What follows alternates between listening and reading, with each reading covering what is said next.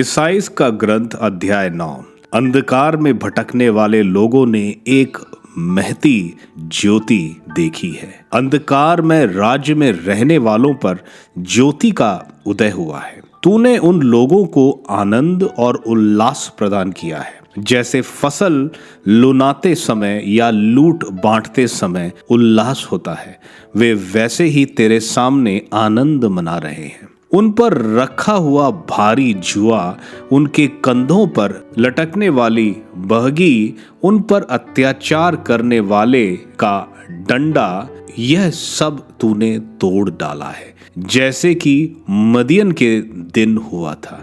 सैनिकों के सभी भारी जूते और समस्त रक्त रंजित वस्त्र जला दिए गए हैं। यह इसलिए हुआ है कि हमारे लिए एक बालक उत्पन्न हुआ है, हमको एक पुत्र मिला है। उसके कंधों पर राज्याधिकार रखा गया है और उसका नाम होगा अपूर्व परमार्श दाता, शक्तिशाली ईश्वर, शाश्वत पिता, शांति का राजा।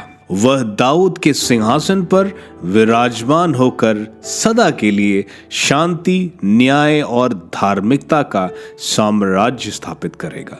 विश्व मंडल के प्रभु का अनन्य प्रेम यह कार्य संपन्न करेगा। इज़राइल पर प्रभु का क्रोध। प्रभु ने याकूब के विरुद्ध एक संदेश भेजा है। वह इज़राइल में चरितार्थ होगा। इफ्राइम की सारी जनता और समरिया के सभी निवासी उसका अनुभव करेंगे, जो अपने घमंड और अंधकार में कहते हैं, ईंट की दीवारें गिर गई हैं, हम पत्थरों से उनका पुनर्निर्माण करेंगे। गुलूर के पेड़ कट गए हैं, हम उनकी जगह देवदार लगाएंगे। किंतु प्रभु ने उनके विरोधियों को भड़काया और उनके शत्रुओं को उनके विरुद्ध खड़ा किया है, जिससे वे इज़राइल को फाड़ कर खा जाएं, पूर्व से अरामियों को और पश्चिम से फिलिस्तीनियों को। फिर भी उसका क्रोध शांत नहीं होता, उसका हाथ उठा रहता है। किंतु ये लोग अपने को मारने वाले की ओर नहीं अभिमुख हुए हैं। उन्होंने सर्वशक्तिमान प्रभु की शरण नहीं ली। इसलिए प्रभु ने एक ही दिन इज़राइल का सिर और पूंछ, खजूर और सरकंडा दोनों को काटा है। नेता और प्रतिष्ठित लोग सिर है, झूठी शिक्षा देने वाले नबी पूंछ है।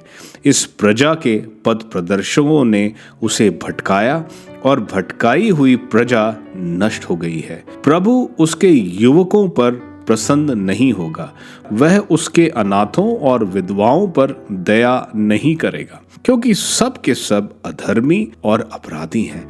सभी व्यक्ति मूर्खतापूर्ण बातें करते हैं, फिर भी उनका क्रोध शांत नहीं होता, उसका हाथ उठा रहता है। दुष्टता उस आग की तरह जलती है जो कटीली झाड़ झखाड़ भस्म कर देती और जंगल की झाड़ियां जलाकर धुएं के बादलों में उड़ा देती है। सर्वशक्तिमान प्रभु का क्रोध देश को झुलसाता है। प्रजा आग का शिकार बनती है, कोई अपने भाई पर दया नहीं करता। लोग दाहिनी ओर से छीन कर खाते हैं और भूखे रह जाते हैं। वे बाईं ओर से फाड़ कर खाते हैं और तृप्त नहीं होते। सभी अपने पड़ोसी को खाते हैं। मनसे इफ्रम को खाता है और इफ्रम मनसे को। वे मिलकर यूदा पर टूट पड़ते हैं। फिर भी उसका क्रोध शांत नहीं होता, उसका हाथ उठा रहता है।